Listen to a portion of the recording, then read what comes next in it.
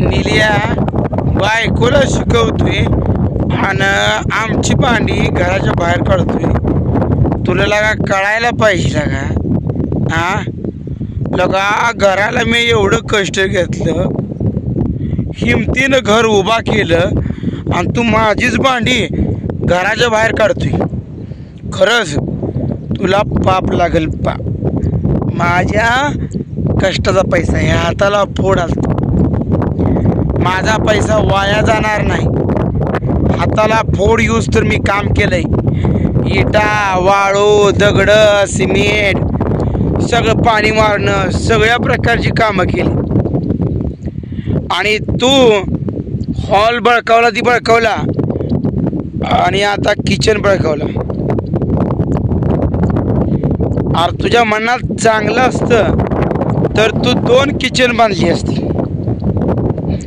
तू 1 kitchen बांधलं कशासाठी तर तुला भांडण करायचं होतं म्हणून। तुझी बायको स्वतःला शहाणी समजते आणि तू काय केलंय, मला निम्म पैसे द्यावं लागतील म्हणून तो पुनमीच्या खात्यावरती पैसे टाकले। तू फसवतोय मला, पण देव परीक्षा घेतोय आणि देवाच्या दारात न्याय निवाडा होणार म्हणजे होणार। स्वतःच्या बायकोच्या खात्यावरनी पैसे टाकले, उद्या म्हणायला सगळं झालं ना, बघ माझ्या खात्यावर रुपये आहे का, मला पैसे निम्म द्यावं लागतील म्हणून तो हा कटकारस्थान करतो। तरी आम्हाला देव कमी पडू देणार नाही, पण तुम्हीच भीक मागणार एक ना एक दिवस। पण मला कळायला पाहिजे होतं, माझ्या लग्नातली सुद्धा भांडी निम्मीच बाहेर ठेवली आणि निम्मी आत ठेवली, तिने कुलूप लावली, भांडी बाहेर काढली।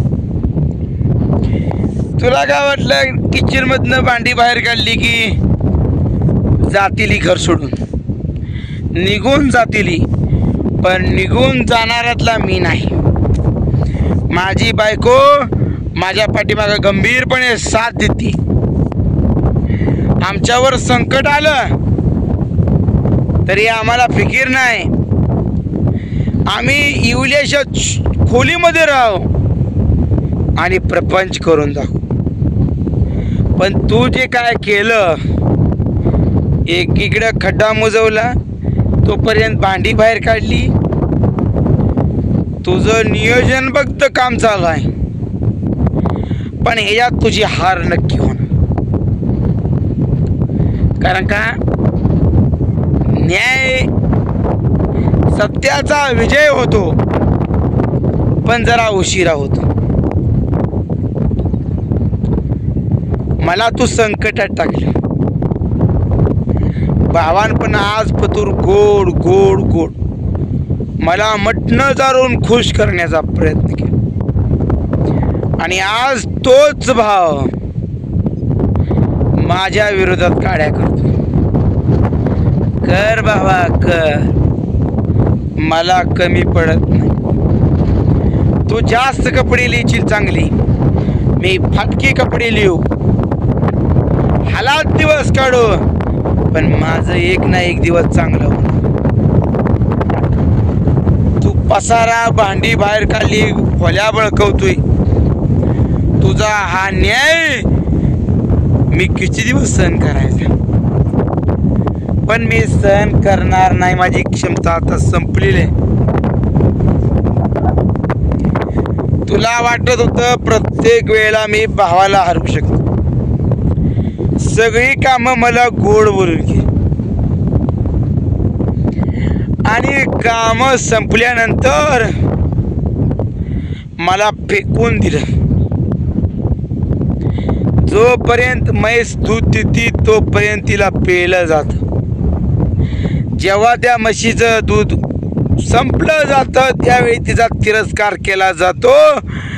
अशी कूटनीती ही तुझी आहे निल्या। निल्या तुला आता माग खेचणार, मी खेचण्यापेक्षा देव तुला खाली खेच. मला सगळ्यात मोठी माझी फसवणूक, एवढा भला मोठी फसवणूक एकच माणूस करतो, तो म्हणजे माझा सख्खा भाऊ. सख्ख्या भावानं माझी काच फोडली.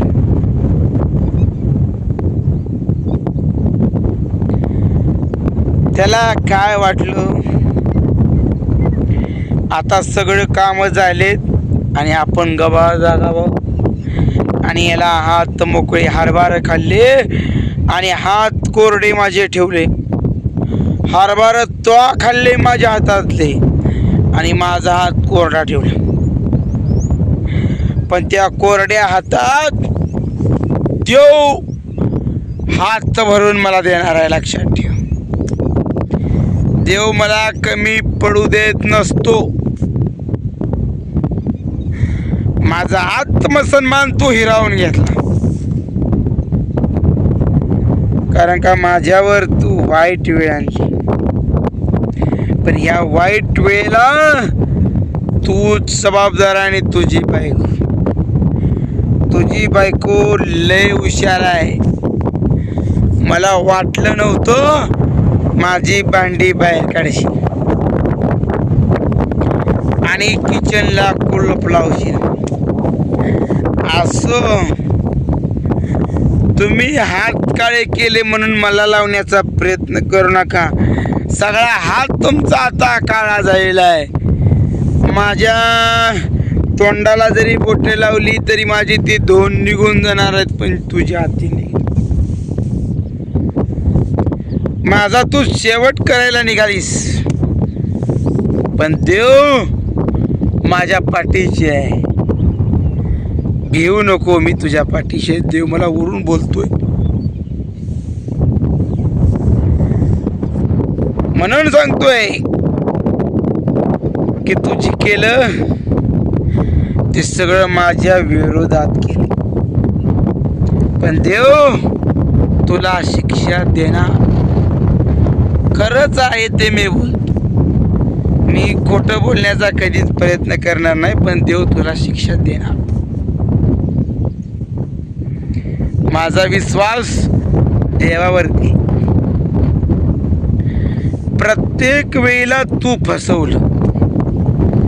मी त्यावेळेस जागा झालो असतो तर माझ्यावर आज अश्रू ढाळण्याची वेळ आली नसती. आज माझ्या डोळ्यातून अश्रू वाहतील, पण एक दिवस असा क्षण येतील की माझ्या डोळ्यातून आनंद अश्रू वाहतील. आता माझ्या डोळ्यातून दुःखाश्रू वाहत असले तरी एक दिवस माझ्या डोळ्यातून आनंद अश्रू वाचल्याशिवाय राहणार. मला पक्की खात्री आहे, तुम्ही माझा आणि माझ्या बायकोचा किती छळ केला, माझ्यावरती किती जरी अन्याय केला, तर अन्याय दुसऱ्याचा करत असताना स्वतःवर वेळ येणार, लक्षात ठेवा.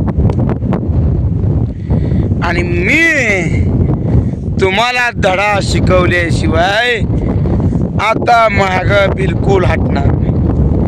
हटत नसतोच फट्या, कळलं? निलू आणि पुनमी ध्यानात असू द्या. माझे शब्द विसरू नका. माझे शब्द शेवटच्या श्वासापर्यंत कायम स्मरणात राहतील.